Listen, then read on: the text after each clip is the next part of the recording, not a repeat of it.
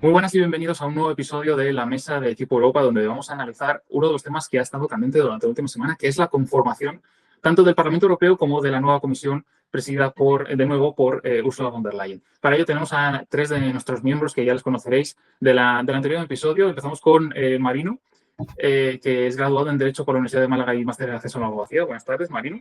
Buenas tardes, encantado. Continuamos con Pablo, que es graduado en Derecho de la Universidad de Murcia y máster en Estudios de la Unión Europea por la Universidad de Salamanca. Buenas tardes. Buenas tardes. Cerramos el círculo con Álvaro, que es estudiante del doble grado en Derecho y Ciencias Políticas por la Universidad de Granada. Buenas tardes.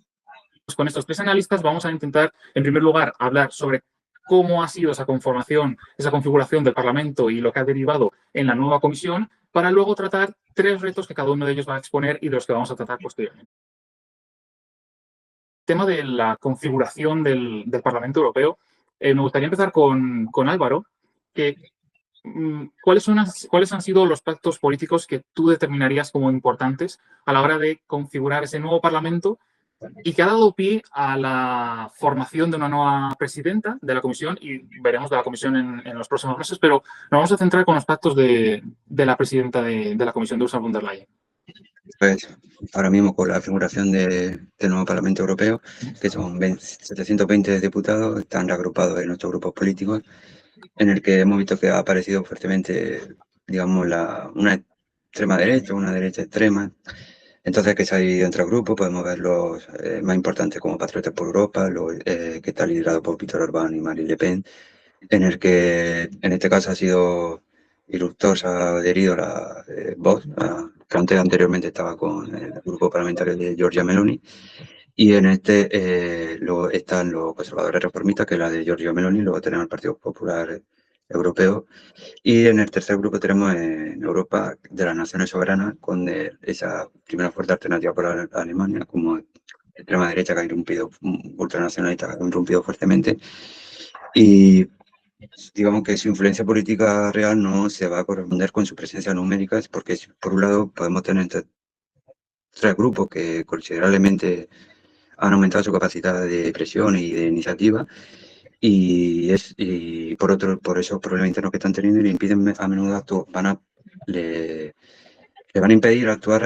coordinadamente, aún más como hemos visto anteriormente en la legislatura pasada. Esos pactos al final han sido 401 votos, 401 votos a favor de la presidenta von der Leyen. Hemos visto que los grupos parlamentarios, ahora le voy a preguntar a Marino, los grupos parlamentarios que han decidido dar su sí a la presidenta von der Leyen. Me gustaría comentar contigo, al igual que con Álvaro, esos pactos que han llevado a la presidenta a ser reelegida y cuáles definirías tú que son las líneas maestras que han decidido que estos grupos parlamentarios hayan vuelto a dar su sí a von der Leyen.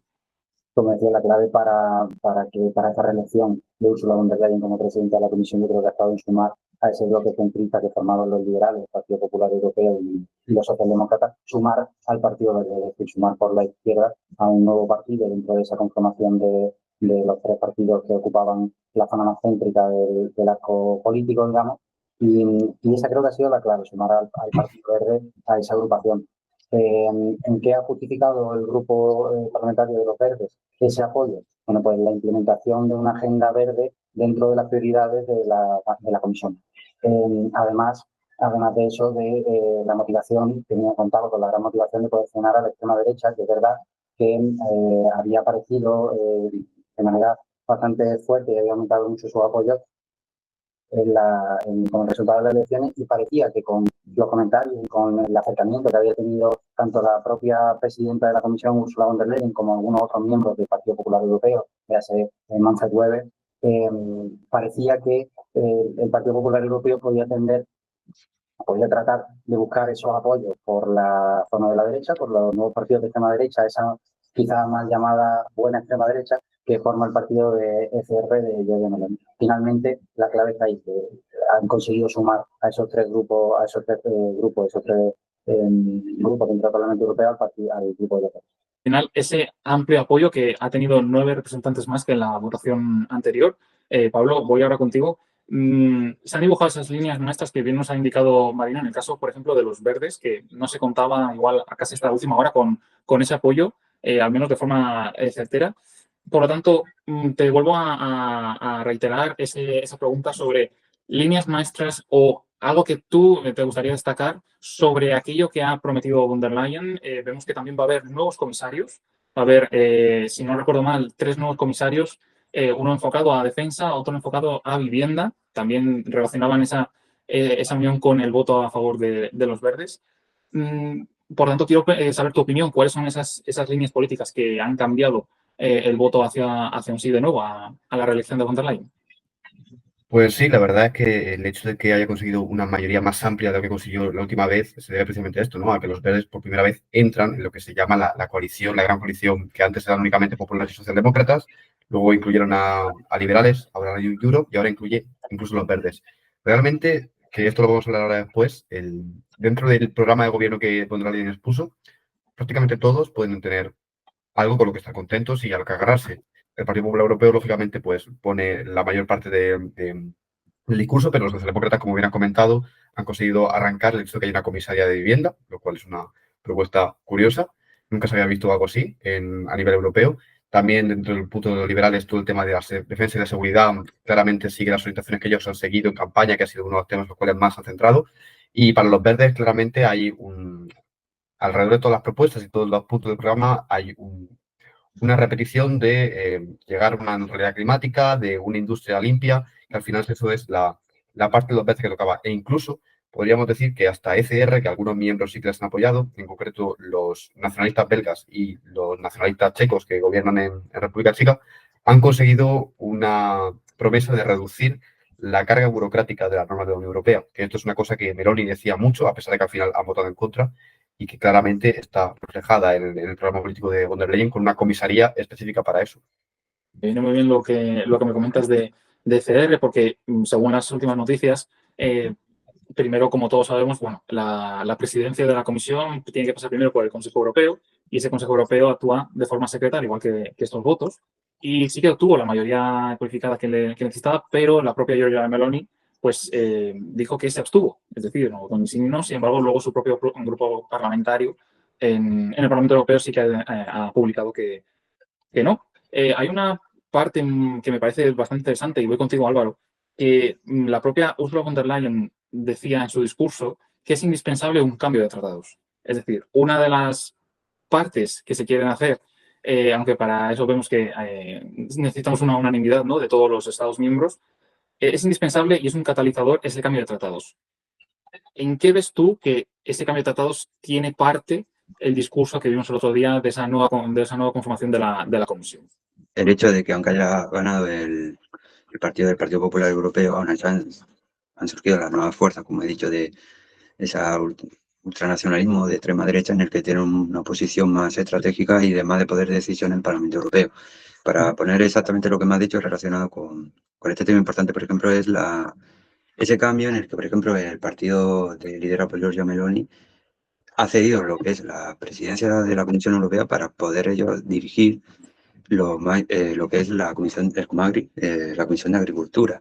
Ellos consideran que es bastante importante la agricultura por todas esas problemas de revuelta. Ahora, para ponerlo en una clave electoral interna por parte de, en este caso, de Italia, pero también por parte de los países del sur de Europa, que son los más productores en exportaciones de productos agrícolas, etcétera, es por el hecho del votante dedicado al votante rural, también en Francia, por eso Le Pen ha ganado a tener esa fuerza, principalmente, primero para poder paliar esas posibles protestas internas dentro de esos países miembros y también el hecho de asegurarse un fuego fuerte de voto, porque como existe esa incertidumbre del que no podemos saber ahora mismo si puede haber un adelanto electoral, sobre todo en los países del sur de Europa, como hemos visto, en este caso la legislativa, pero francesa, pero dentro de un año, por ejemplo, son las presidenciales francesas.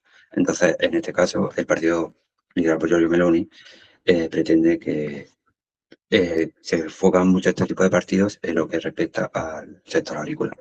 Al final, el programa que ha publicado ha sido muy ecléctico, ha tenido que hacer muchos equilibrios para tener esos apoyos de todos los partidos. No sé, Marino, ¿quién identificarías tú como los nuevos pasos que tiene que ver esa comisión? Porque ahora vemos que Paso siguiente es elegir a los comisarios en las nuevas comisiones. El Parlamento los tiene que aprobar. Después del Qatar Gate van a ser muchísimo más exhaustivos, esperemos también, para las incompatibilidades que puedan tener con otras actividades previas. No sé, cómo ves tú eso? Como decías, han tenido el trabajo de Ursula von der Leyen ha sido agrupar en un mismo programa, en un mismo grupo de prioridades, un montón de sensibilidades distintas de los diferentes grupos políticos que iban sobre lo que estaban buscando, recabando apoyo. Vamos a ver, por ejemplo, dentro del bloque de competitividad, cómo han metido tanto la agenda verde, la descarbonización de la economía, junto con otro tipo de materia, otro tipo de reivindicación histórica de las derechas, como por ejemplo esa burocratización, esa reducción de la burocratización y demás. Y también lo podemos ver en otros sectores de su agenda, en defensa, en justicia social, en agricultura, y hemos como tenido que, como tratado de incluir lo que habéis dicho antes, incluso una nueva cartera para vivienda, que era una reivindicación de los socialistas y que nunca antes se había visto.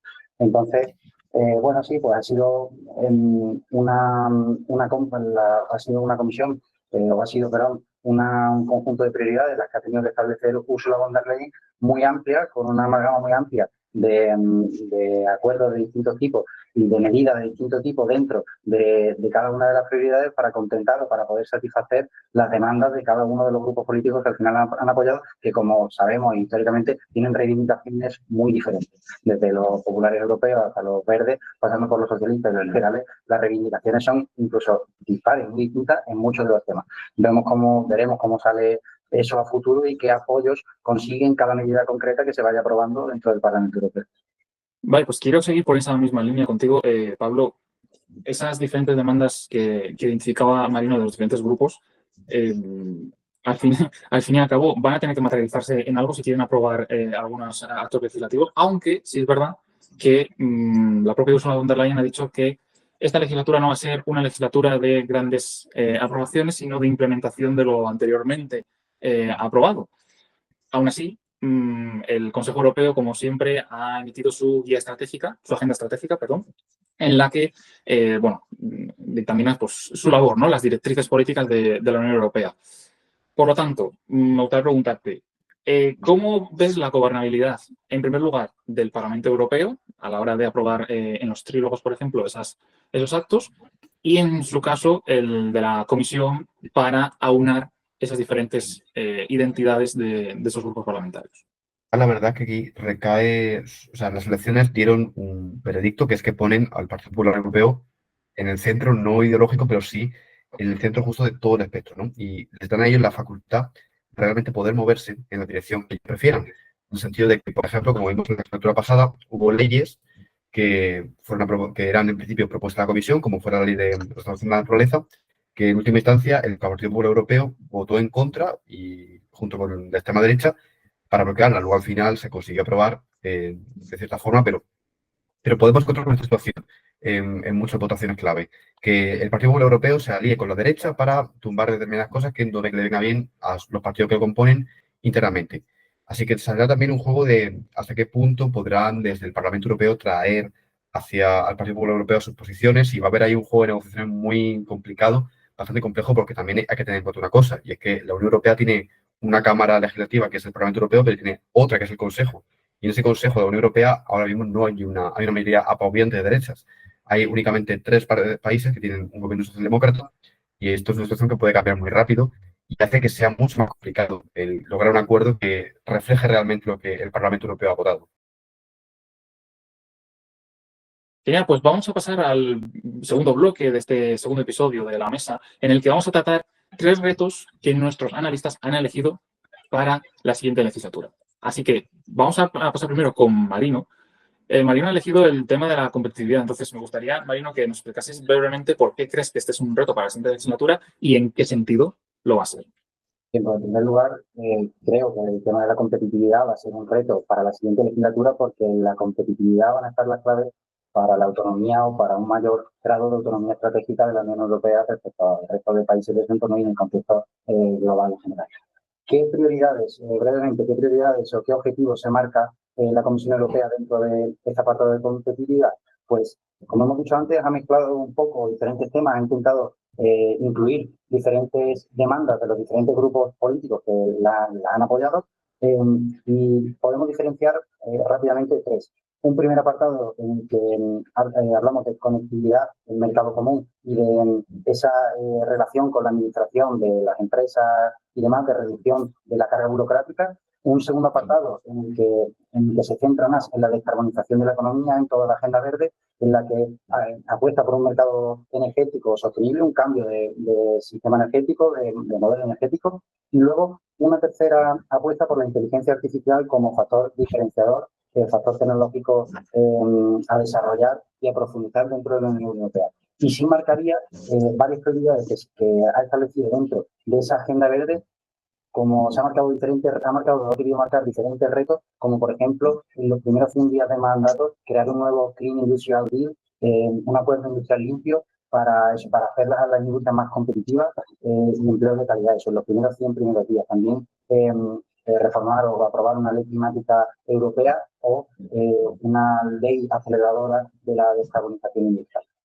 De acuerdo. Voy ahora contigo, Pablo. De todo lo que nos ha comentado muy bien Marino, ¿ves, por ejemplo, el tema de la aplicación del Pacto Verde en ese sentido, ¿no? Porque al final el Clean Industrial Deal va enlazado completamente con la implementación de este Pacto Verde, con el tema de la burocracia también, que fue uno de los puntos clave justo al final de la anterior legislatura y que está muy enlazado con lo que nos va a contar luego Álvaro. ¿Qué puntos de distensión ves en este discurso? Comentábamos antes, al ser una negociación entre también fuerzas que van a estar muy opuestas y que tienen intereses prácticamente contrarios, como ha comentado Marino, se ve claramente un poco la tensión, ¿no? Que el New Green Deal que tenía la Unión Europea ahora se ha hecho un rebranding como EU Industrial Clean, que es una cosa un poco extraña realmente porque viene a decir que es legislación climática, pero camuflada como si fuera una cosa de competitividad, de economía, que realmente sí que tiene un sentido ahí. Pero la tensión entre que vaya a haber más regulación climática y que luego vaya a haber una cartera dedicada a lo que se llama cutting red tape, ¿no? De cortar regulación, lo que se llama el archivo rojo de las normas, que va a ser probablemente la cartera que le toque a los italianos, pues ahí va a generar una tensión, porque claramente van a querer cortar de ese tipo de regulaciones climáticas, que al final son las que más bulto generan a nivel de directivas y reglamentos, y es ahí donde quizá podamos ver tensiones y negociaciones tensas en todo momento, ¿no? Pero sí que es interesante cómo todo esto, al final, se vende como una idea de competitividad que al final es como una línea maestra que ya se lleva adelantando desde la comisión anterior, ¿no? Del informe Letta y el informe Draghi van completamente en ese sentido, de que la Unión Europea tiene que competir siendo más competitiva, más productiva que sus rivales, que son China y Estados Unidos.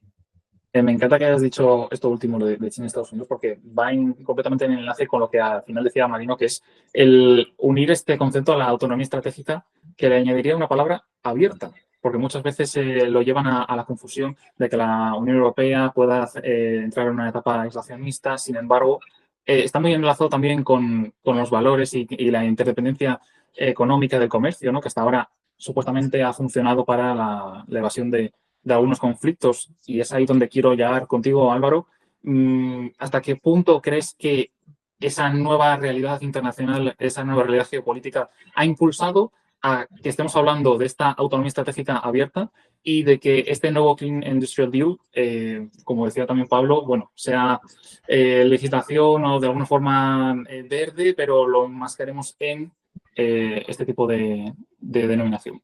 Por los estragos de la pandemia del COVID-19, el hecho de importar todos los productos, por ejemplo, de la fábrica mundial, que es prácticamente sigue siendo China, pero ahora hay otros países como Vietnam, de Taiwán, también, incluso, bueno, México también, que se está poniendo como, bueno, ya vemos como la India, ¿no? Entonces, por ejemplo, por poner un ejemplo de la provincia de Málaga, pues se va a crear el segundo laboratorio de fabricación de chips de procesadores para poder tener esa autonomía estratégica en el caso de los productos tecnológicos.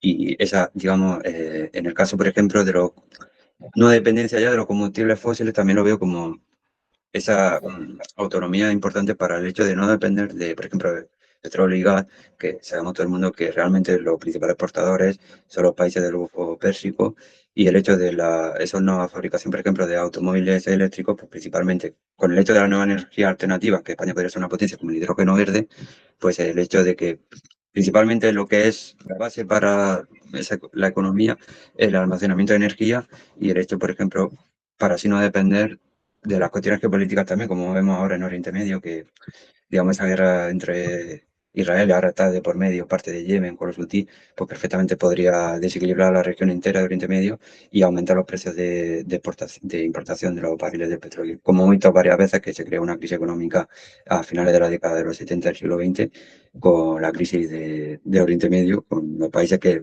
aumentaron y dejaron de exportar los barriles de petróleo.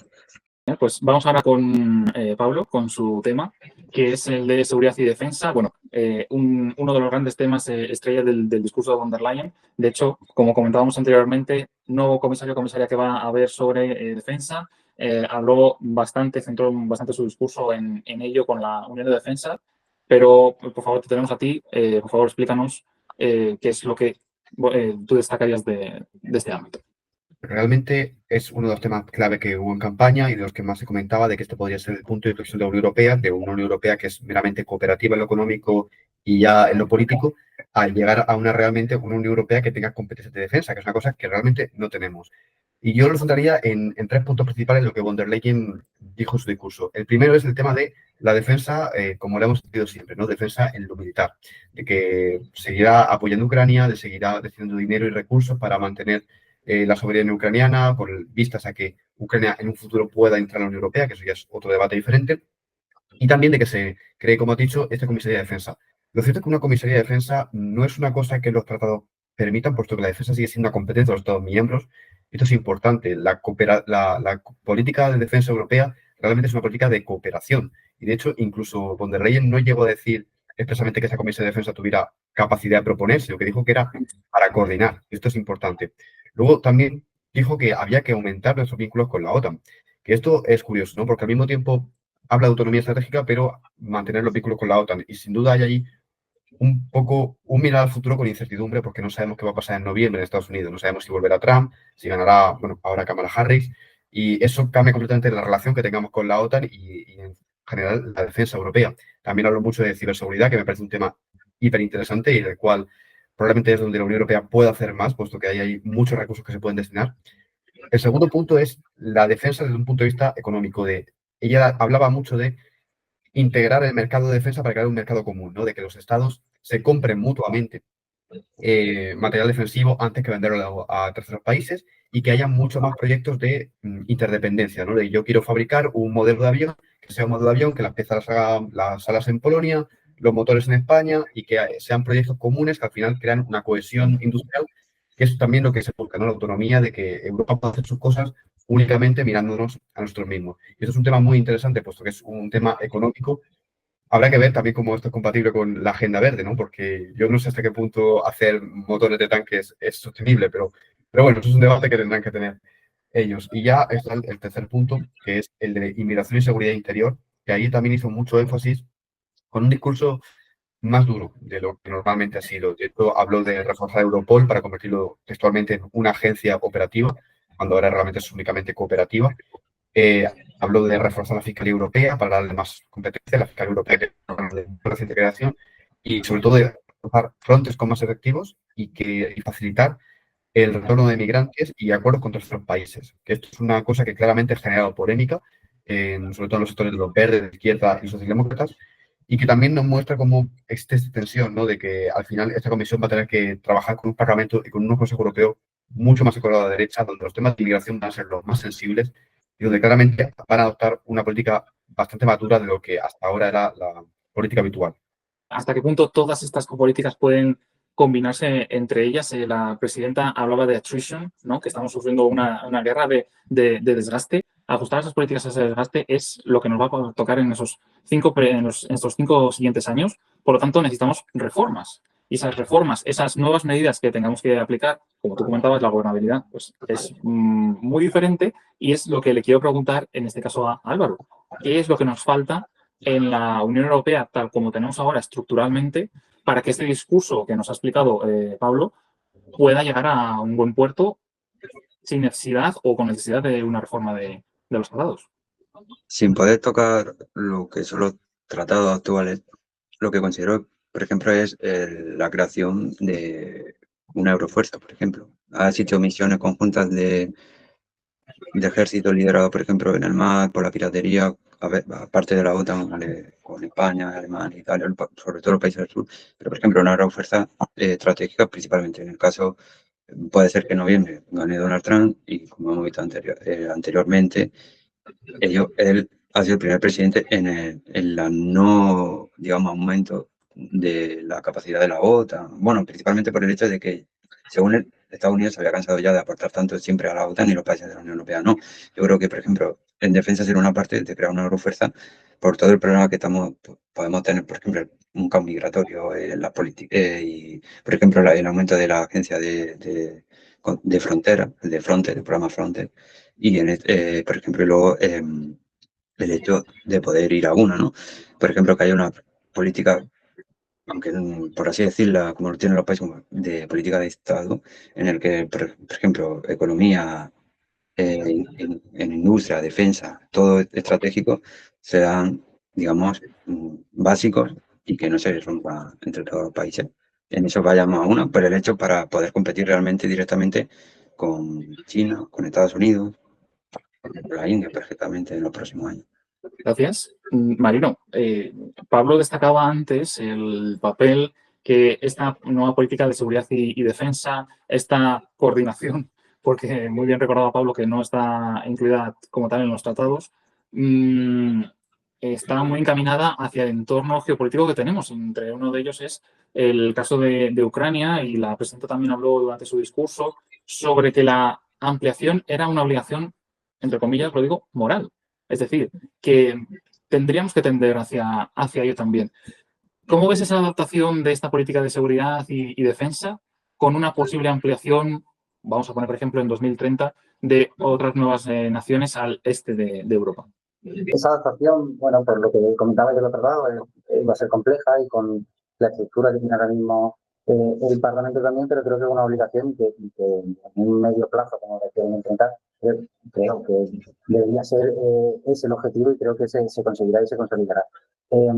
También de lo que comentaba Pablo, acerca de hacía referencia al discurso, un discurso quizá un poco cambiante, un poco más brusco, acerca de esa tercera pata de inmigración y seguridad en la que Ursula von der Leyen vinculaba seguridad con inmigración. Creo que es un discurso que cada vez vamos a escuchar más, no solo a Ursula von der Leyen en general, va a ser, creo, uno de los principales temas que se traten dentro del Parlamento Europeo y que lleven los partidos dentro del propio Partido Popular, porque al final es algo que estamos viviendo hoy en día y que los partidos de extrema derecha están viendo aumentado su crecimiento gracias a este discurso. O sea, que de seguro veremos cómo las fuerzas de derecha tradicional van a implementar este tipo de discursos dentro de su programa, dentro de sus intervenciones, y ya hemos visto incluso en España como hoy mismo Feijóo, por ejemplo, vinculaba, que hasta hace no mucho, no sé, estaba viendo, volvía a vincular el concepto de inmigración con el de seguridad, y lo seguiremos viendo dentro del Parlamento Europeo. Y pasamos al último punto en el que lidera en este caso Álvaro. Vamos a hablar sobre la política agraria común, que también fue tratada, aunque bastante de soslayo durante el discurso, pero sí que tiene mucha relación con algunos temas, como por ejemplo es el de la descarbonización y el de la reindustrialización. Por lo tanto, Álvaro, ¿qué es lo que destacarías de esta política? La elaboración de ese mega marco presupuestario para la Unión Europea, en este caso el programa agrícola europeo, que es el PAC, principalmente es el término de la aplicación de la cláusula espejo entre terceros países. En concreto, si la continuidad o no del Pacto Verde. Como ha dicho, por ejemplo, en un comentario, por ejemplo, Pablo, sobre fabricación de motores para fabricación de tanques, eso será sostenible, se añadirá dentro de ese Pacto Verde. Pues no tiene mucho igual sentido. Entonces, también hay un tema dentro de los posibles integrantes dentro de esta legislatura que podrían entrar dentro de la Unión Europea. En este caso, lo más importante es entrar a Ucrania o no. En este caso, sí, es un problema, digamos, un debate importante por el hecho de la exportación principal de la economía que tiene Ucrania, el hecho de la exportación de trigo, cebada, bueno, etcétera, ¿no? Todo esto, que es el principal país de la Unión Europea, bueno, perdón, de Europa, exportando este cereal. estos temas son principalmente importantes para agricultores y ganaderos, sobre todo también, como he dicho antes, también para las posibles nuevas elecciones que pueda haber que haya dentro de 5 años, entonces en el sector ganadero y agrícola. Entonces la configuración de las comisiones parlamentarias de agricultura y medio ambiente es bastante importante. Por eso he dicho antes el cambio de paradigma que ha hecho, por ejemplo, la formación de Giorgia Meloni en el Parlamento Europeo para dirigir la Comisión Europea. Entonces, para concluir, yo podría haber probablemente dos soluciones, o el aumento de ingresos, ahora que hay muchos países, sobre todo los países, digamos, con esa austeridad fiscal ahorradora, por decirlo así, y entonces eso implica que habría que ver, por ejemplo, cuánto dinero se debería de recordar para poder financiar el programa agrícola común.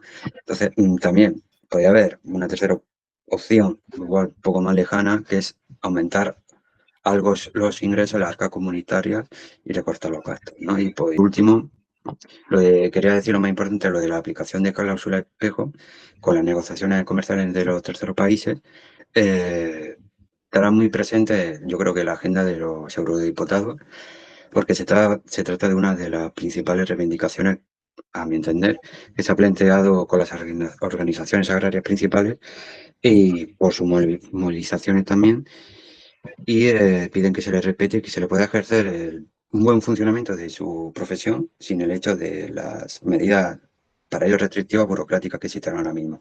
Pues esas cláusulas espejo me recuerdan, ya que estamos hablando del Pacto Verde Europeo, me recuerdan al ajuste en frontera de carbono, que también tienen esa dinámica, ¿no?, de que todo lo que entre en la Unión Europea, sea un producto agrícola, o sea, un producto manufacturado que ha emitido X, pueda entrar y sea más o menos equivalente a las normas que tenemos aquí de forma interna.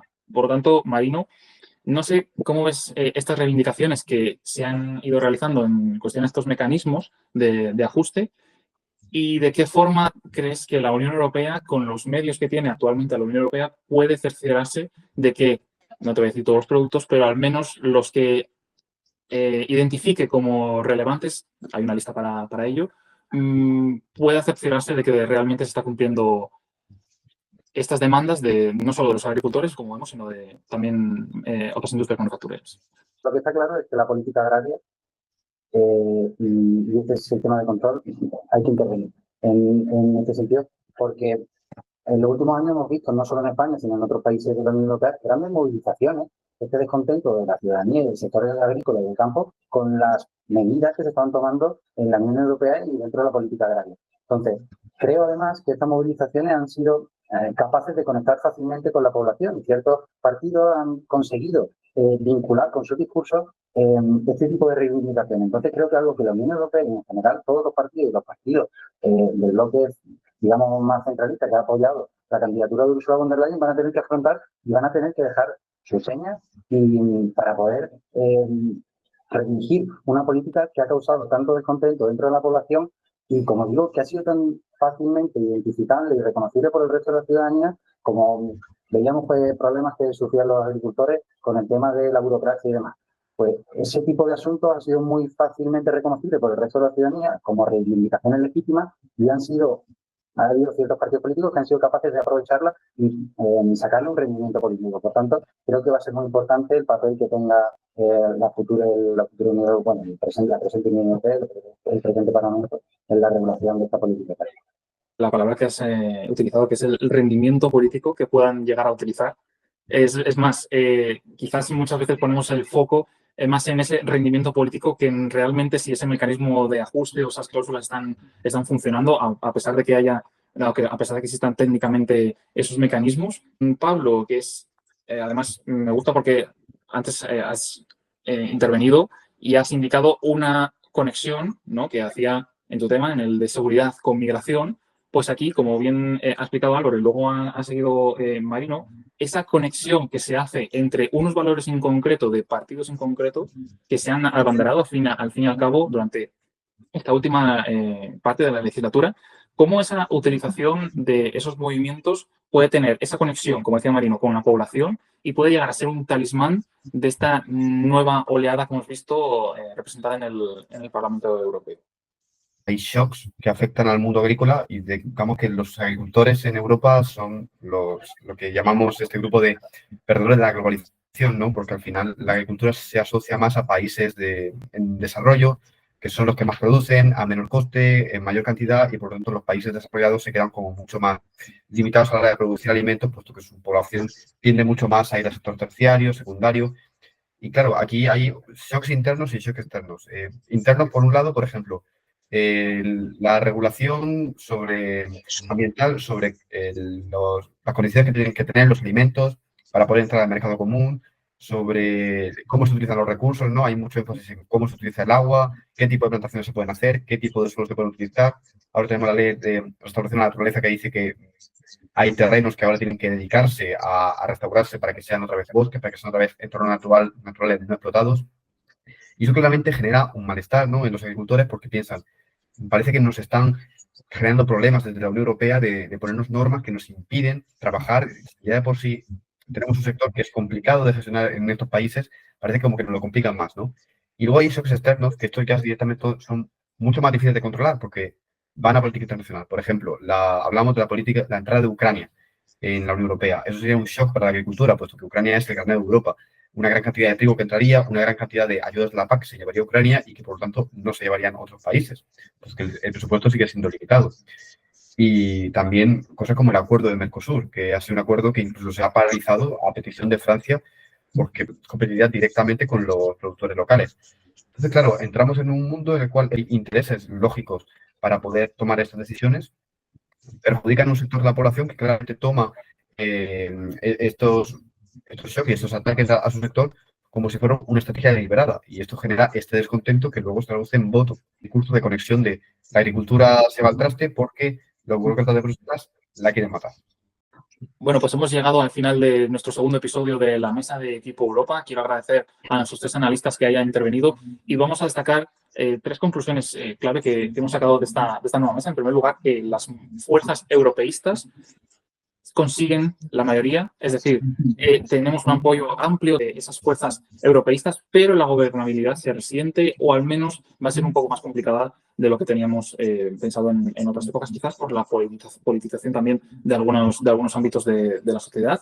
Y esa politización nos lleva a poner el foco en la competitividad, en todo. Al fin y al cabo, el uso de von der Leyen veíamos que estaba enfocado en ello y, como hemos comentado en este ratito que hemos estado los 4, esa autonomía estratégica abierta va a estar inundando todas las políticas, como todo inunda también el Pacto Verde Europeo y su relación con la estabilidad y el uso que también le dan al sector primario, a algunos movimientos, para incluirlo en sus propias narrativas del entendimiento, como hemos visto antes, de la economía y de la política internacional.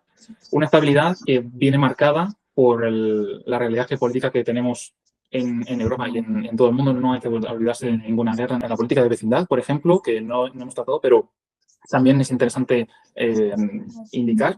Y esa estabilidad pasa por la seguridad y defensa que hemos comentado aquí y esa unión de defensa que, aunque la Unión Europea no fue creada para ello y no está indicado así en la última reforma en el Tratado de Lisboa, sí que la presidenta Ursula von der Leyen llama a una reforma, llama a una actuación moral de la Unión Europea en este sentido. Por lo tanto, estaremos encantados de estar en un nuevo episodio en cualquier otro momento en el que veamos avances sobre ello y muy probablemente en noviembre, cuando veamos cuáles son las circunstancias o las consecuencias de un cambio o no de la presidencia de Estados Unidos en la política interna de la propia Unión Europea. Por lo tanto, muchas gracias a Pablo, a Marino y a Álvaro por uniros y esperamos veros en el próximo episodio.